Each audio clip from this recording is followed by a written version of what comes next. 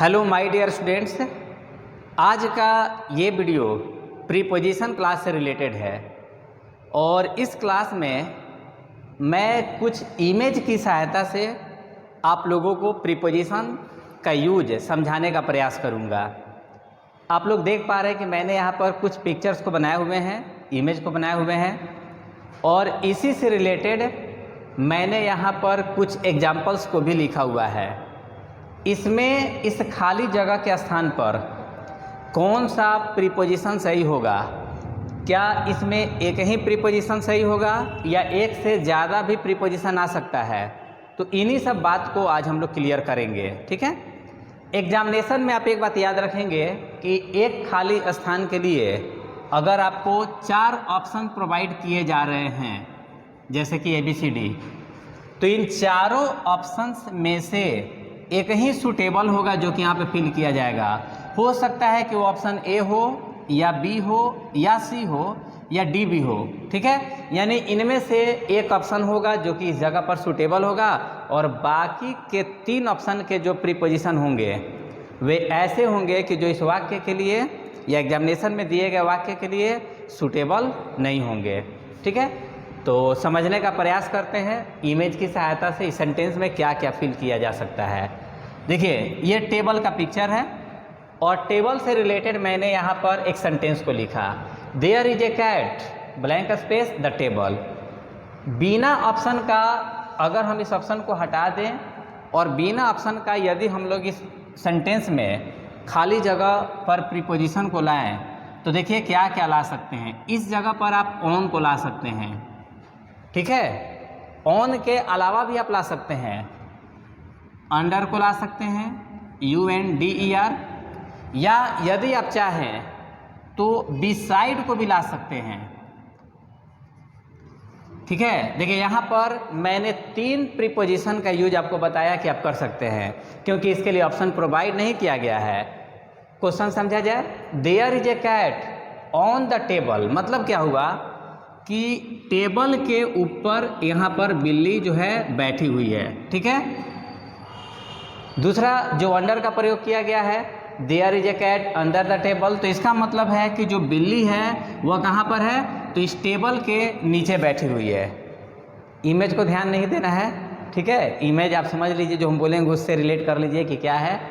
तो there is a cat under the table का मतलब ये हुआ कि टेबल के नीचे बिल्ली बैठी हुई है। या आप ऐसे कर सकते हैं कि जब टेबल के नीचे कोई वस्तु या कोई भी चीज़ रखी हुई है तो उसके लिए आप क्या लगाएंगे, अंडर लगाएंगे, और इसके ऊपर टेबल के ऊपर यदि कोई वस्तु या व्यक्ति हो तो आप क्या लगाएंगे, ऑन लगाएंगे।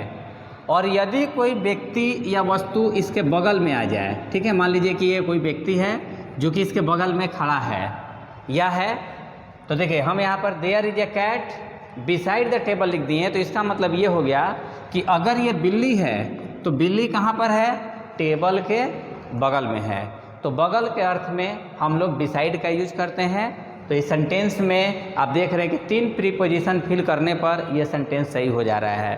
तो सेंटेंस पर हम लोग ध्यान देंगे, साथ में जो एग्जामिनेशन में ऑप्शन रहेगा उसमें से सूटेबल ऑप्शन को निकालेंगे। हालांकि इस सेंटेंस में तो मैंने 3 को या इससे ज़्यादा भी यहाँ पे रखा जा सकता है, फिलहाल इतना समझते हैं। 2 number question, right your name, खाली जगह के बाद द लाइन है। 2 नंबर में देखिए मैंने कुछ लाइन को यहाँ पर खींचा हुआ है। अब यदि किसी लाइन के ऊपर यदि हम अपना नाम लिखना चाहते हैं, ठीक है, सपोज हम इस लाइन के ऊपर नाम लिखना चाहते हैं अपना, तो लाइन के ऊपर है, ऊपर के लिए हम लोग इस जगह पर क्या लिखेंगे, एबव। देखिए, right your name above the line, मतलब लाइन के ऊपर में आप अपना नाम लिखो। तो जब लाइन के ऊपर लिखेंगे तो के ऊपर के अर्थ में हम लोग क्या करते हैं, एबव को लाते हैं। इस जगह पर ऑन नहीं आएगा, ठीक है, और ना ही ओवर आएगा। अगर हम चाहें तो इस जगह पर बिलो का यूज कर सकते हैं, BELOW।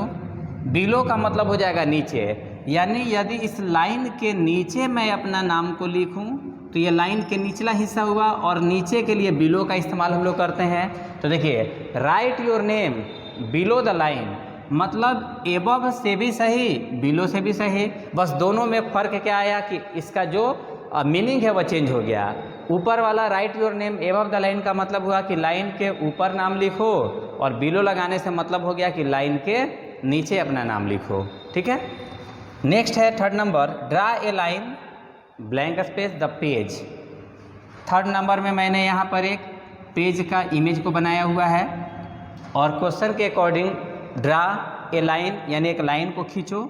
मैंने यहाँ से एक लाइन खींचा उस साइड तक, तो देखिए एक छोर से दूसरे छोर तक लाइन को खींचा गया है। द पेज, तो यहाँ पर हम क्या लिख देंगे, across the page. Draw a line across the page मतलब क्या हुआ कि एक लाइन को खींचिए पेज पर, तो लाइन जब खींचेंगे तो एक ओर से दूसरी ओर जाएगा, तो एक ओर से दूसरी ओर के लिए हम लोग क्या यूज करते हैं, एक्रॉस का यूज करते हैं।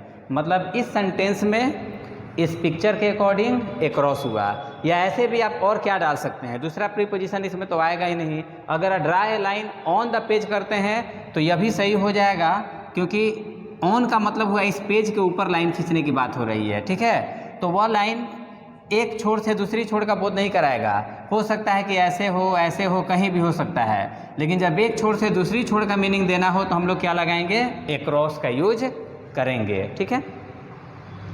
फोर्थ नंबर क्वेश्चन है, Mohan is standing blank space Rohan.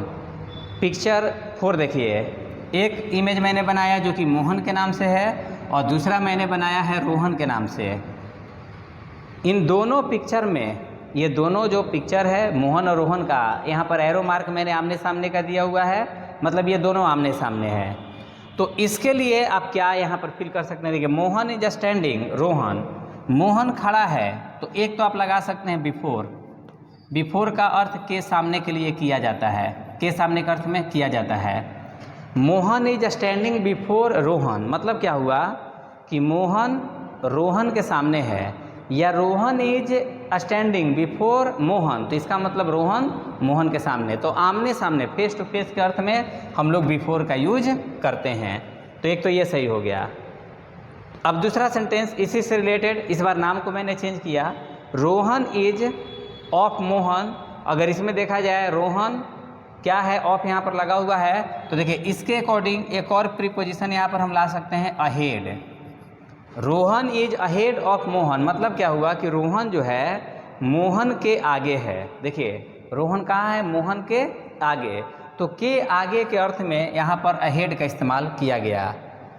ऊपर वाला में यदि हम चाहें तो एक और प्रीपोजिशन लगा सकते हैं बिहाइंड। ठीक है, BEHIND, बिहाइंड का मतलब होता है के पीछे। देखिए मोहन इज स्टैंडिंग, मोहन है खड़ा है, बिहाइंड रोहन, रोहन के पीछे, तो ये कहाँ है, पीछे, तो पीछे के अर्थ में हम लोग यहाँ पर बिहाइंड लगा सकते हैं। तो आप देख रहे हैं कि एक सेंटेंस में एक से ज़्यादा प्रीपोजिशन को फिल किया जा रहा है। बिफोर लगाने पर भी सही, बस मीनिंग को चेंज कर दिया, बिफोर मतलब सामने, बिहाइंड मतलब पीछे, और इसमें देखिए अहेड लगा तो मतलब हो गया आगे।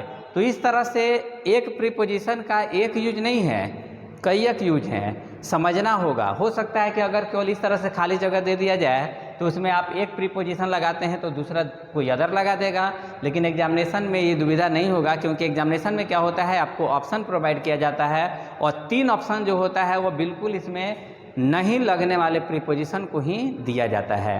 इसके आगे और भी हम लोग देखेंगे, आगे देखते हैं। देखिए मैंने फिर यहाँ पर कुछ इमेज को बनाया। पहला इमेज है वॉल का, और इस वॉल मतलब दीवार का, दीवार के आगे और दीवार से सटा हुआ एक लड़का है। मैंने यहाँ पर बॉय लिख दिया हुआ है ताकि आपको समझ में आए कि लड़का है। और दूसरा पिक्चर एक आंसर वर्ड है जो जिसके चारों तरफ एक घेरा है, यानी एक सर्कल को खींचा गया है। थर्ड नंबर में PQR 3 लेटर को मैंने लिया जिसमें Q बीच में है। और चौथा पिक्चर में एक लड़का है जो कि घर के अंदर में है, हाउस ये है, घर के अंदर है। ये छोटा सा एरिया जो मैंने बनाया हुआ है ये छत है, आगे इस पर मैं आपको एग्जांपल बताऊंगा। एंड लास्ट पेड़ से पत्ते गिरते हुए हैं। ठीक है, इन सब इमेज की सहायता से ये जितने भी सेंटेंसेज है आप समझ पाएंगे। पहला है ए बॉय इज लीनिंग, लीनिंग का मतलब होता है सटे होना, यानी किसी चीज़ पर एक तरह से उठंगना। ठीक है, सेंटेंस है ए boy is leaning blank space the wall.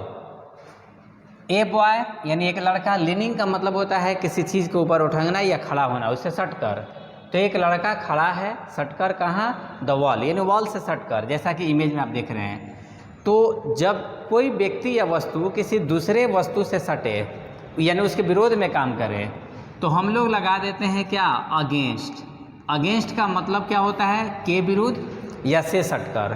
तो इसमें अगर देखा जाए तो लड़का जो लीनिंग हुआ है, दीवार के ऊपर सटा हुआ है, तो उसके विरोध में ही है।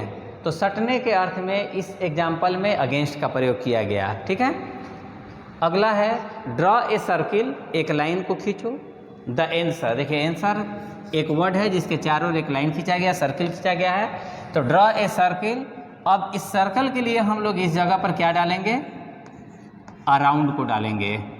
Draw a circle around the answer, यानी आंसर जो वर्ड है उसके चारों तरफ क्या करिए, अराउंड का मतलब होता है के चारों तरफ एक सर्कल को खींचिए। ठीक है। थर्ड नंबर में जो कि इस एग्जाम्पल से रिलेटेड है, क्यू कहाँ पर है, बीच में। तो देखिए क्यू इज सिचुएटेड, क्यू स्थित है पी और आर के बीच में। तो यहाँ पर हम क्या करेंगे, बीच में के लिए बिटवीन लगा देंगे। बिटवीन बीच के अर्थ में होता है Q is situated between P and R. P और आर के बीच में कौन है, क्यू। इसमें एक चीज़ ध्यान देना है कि क्यू, पी क्यू आर जो है ये 3 है, लेकिन हम लोग बात कर रहे हैं किसकी, क्यू की, इसलिए इसको काउंट नहीं करेंगे, इसके पहले और इसके बाद वाले को ही काउंट करेंगे। ठीक है। अगला है ए बॉय इज द हाउस, जो कि इस पिक्चर से रिलेटेड है। ए बॉय इज, लड़का कहाँ है, घर के अंदर है। तो अंदर के लिए या तो इन लगा देंगे या तो इनसाइड लगा देंगे। A boy is in the house या a boy is inside the house, यानी लड़का घर के अंदर में है। नेक्स्ट देखिए उसी से related, A boy is the roof of a house. इसमें क्या मैंने किया कि जो छत है, इस छत के ऊपर इस बार लड़के को मैंने खड़ा कर दिया।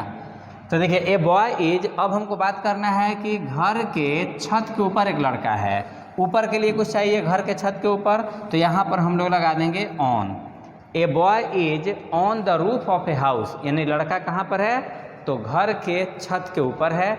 अच्छा ऑन क्यों लगा, क्योंकि लड़का जो है छत के सरफेस के टच में है। तो कभी भी जब ऐसा कंडीशन आएगा तो हम ऑन लगाएंगे। ठीक है। ए boy is blank space the door of a house.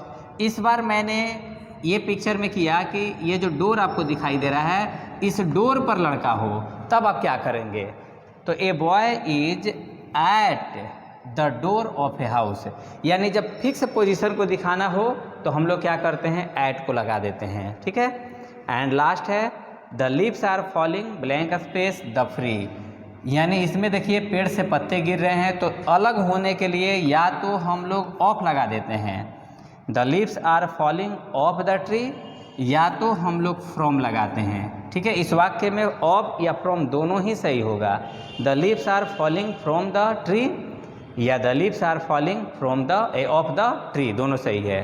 Falling के साथ ऑफ या फ्रॉम दोनों को लगाया जा सकता है क्योंकि इसमें अलगाव का भाव व्यक्त हो रहा है। आई होप जितने भी मैंने आपको प्रीपोजिशन के सेंटेंसेज बताएं इमेज की सहायता से, वे सारे समझ में आ गए होंगे। तो आज के लिए इतना ही।